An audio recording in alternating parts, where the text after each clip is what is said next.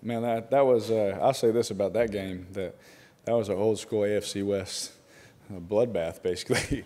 Just two defenses playing out of their mind. And yeah, we just found a way to win, and that says so much about our team. See that we've had so many weeks now where we've been efficient, we're moving the chains, third down, all these kind of things, and then we ran into this team, and for whatever reason tonight, it was just. Some nights are just tougher than others, right? You know what I'm saying? And this was one of those nights that was just tougher. But to see our team with the resilience nobody cared, no one flinched, no matter what happened. The coolest thing ever, I'll say this, is when they scored 20 to make it 24-20, I believe, and on the little shallow cross play. And I looked over at everyone because here we go again, right? We were just here. It feels like 2 days ago talking about this. But we know we have to go on a 2-minute drive to go win this thing. And I look around, and all the young guys are like, the look on their face is just like they're ready. And it just gives you so much confidence as a quarterback that you can trust everyone in that situation. I think a lot of different people touched the ball on that drive and made some big plays for us, and it was really good. You're 5-1 and one's decided by one possession. How much is that be now down the road also in the season when you know if it's close, you can make the plays and win a game? It really just gives you confidence as a team, right? I've been here 6 years and we've done it. I don't know. Everett always knows how many times we've done it, right? And these young guys, they haven't been in those positions with me. Rodney's been here for the majority of all of them, right? And so I looked at him and said, I literally looked at him and was like, Rodney, just like every time, you pick him up, we'll win this game. And I think I've said that a whole bunch of times to you guys, and he does that. We have that confidence. But now with these young guys, we've done it a couple of times where I look at them and they're like, yeah, let's go. Foster Moreau, as they score, is looking at me like, let's go, we're going to win this game. Daryl Worley during the game, I just think of moments, right? Daryl Worley during the game, he said, you just sit right there, DC, we'll win this one. All of those kind of things. And you just watch and you sit back, and as the old guy on the team, it feels kind of fun to watch these young guys do their thing. You're happy to see the defense be able to finish the game off the way they did, obviously getting together to Carl again. Yeah. What does it say about that? I think that it hasn't always gone as well. The one after yeah. Team always lost. They stepped up, right? Especially against a Hall of Fame quarterback. The guy is one of the best to ever play the game. And for our defense to step up and play the way that they did was fantastic. How about our rookie pass rush? He's a really tough, gritty football player, and he was rewarded with all the hard work that he's had. And then when that pass rush is going, helps those DBs play a little bit more free. I would be a better DB with a pass rush, right? I would be, I'd be pretty terrible at it, but I'd be better than I would have been, right? And you get to see these guys, break on balls, take their chances. When that pass rush is going, it's really hard as the quarterback to remain perfectly accurate. There's two balls where I'm getting hit today, and you try your best, but as you're getting hit, it throws off timing, it throws off your rhythm, right? Every ball we usually throw is just perfectly on rhythm in practice, right? So I think all of that combined let our defense see that if they play together as a unit like that, they can all make plays. And Carl, again, I love that man. He works his tail off, and I'm glad, so happy for him that he's making all these plays, honestly. Him, guys like Eric Harris, he has about 19 kids, and I'm sure they're all excited for their dad tonight. The touchdown drive at the end of the first half, did that kind of keep you guys in gear? I think you only had a couple of first downs before that.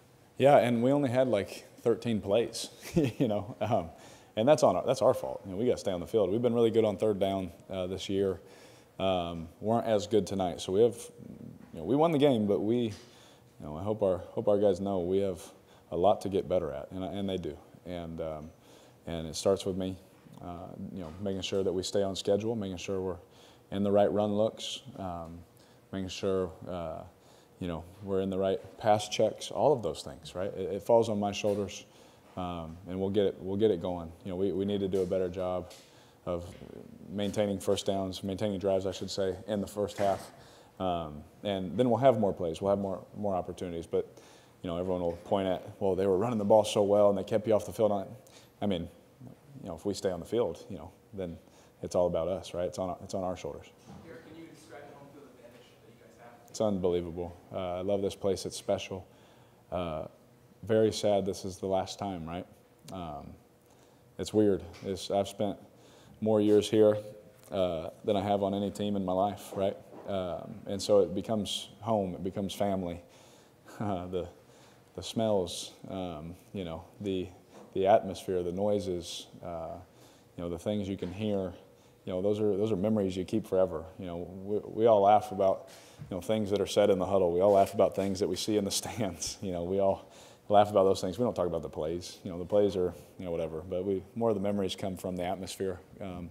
Things like that. So when we can win in front of our home crowd, it means a lot because I can only speak for myself personally. I've just given so much for this organization. I just want to see our fans happy. Worked really hard at that. It's been hard sometimes. It's been a lot of fun sometimes. And right now it's fun. And so I'm going to enjoy it. And when you're playing games in November that mean something and you get a home crowd that's like that, this is exactly what we talked about coming off our 1,800-day road trip, right? That we're going to come home and play games that matter. We need our crowd, and they've been there loud. If you just watch the opposing quarterback, him having to communicate, everyone on every single play has to be on their assignment or the play fails. Every single person, right? And when that crowd is like that and they're communicating, it's like a game of telephone, how many times they get it right, you know what I'm saying? And so if we can get one mess up, then our crowd is doing their job. Couple more guys. On the final drive, some completion you were able to get away and step out and step away.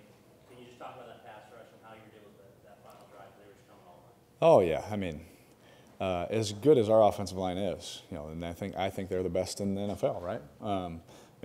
It's tough when you play two edge rushers like that. They're one of the best tandems in the whole NFL. Each one of them alone are all pros, right? Usually you hope for one of them, and they have two. So anytime you have that and the scheme that they do, I talked about it all week. They're a defense that keeps everything in front of you. So it gets frustrating sometimes because the one time you're trying to wait for it, then they're there. They try and make you impatient. And I thought our guys did a great job, of winning more battles than they lost. And those guys get paid too. They're really good football players, but I'll take our guys any day. We're speaking of the last time, and this is Phillip Rivers' last time here. Yeah. He's had a lot of success against you guys. How sweet is it to get this type of win over the Chargers? Oh, yeah. I mean, it's a division rival. We don't like them. They don't like us, right? Even if we have friends, outside of the season, when it comes to Raiders versus Chargers, there's no friends, There's a lot of trash talk from players to coaches, players to players, players to refs sometimes. We had a lot of fun out there competing against them. And to win in the Chargers last time to come here, I think our fans should feel pretty good about that, and I hope they celebrate it and enjoy it. Last one. I'm always pumped up, and today it just came out, especially the way we did it. That defense, gosh, I mean, they give up 200 yards passing a game. They give up 17 points per game. You going into playing those guys, that's a difficult scenario, right? And to have to do it in a 2-minute drive, to go down the field and do it that way, I mean, you get so pumped up because we work so hard, like, that's what you live to do this for, talking about football-wise, right? Like, all the hard work, I'm not thinking about blowouts, I'm thinking about those close games when it's real tight, and when everything's against you, right? The number 8 defense in the NFL versus us, and they're getting healthy, so they're probably top 3, and you sit there and it's like us versus them. To be able to go down there and win the game, it feels good, right? So I get excited, and again, it's in front of our home crowd, so I also am more passionate about that too. Thank you on that 17-yard run at the end. I mean, that guy continues to amaze us. Yeah. Oh yeah. I mean, yes, Josh is unbelievable at the second level, making somebody miss. But talk about Alec Ingold. Talk about that offensive line.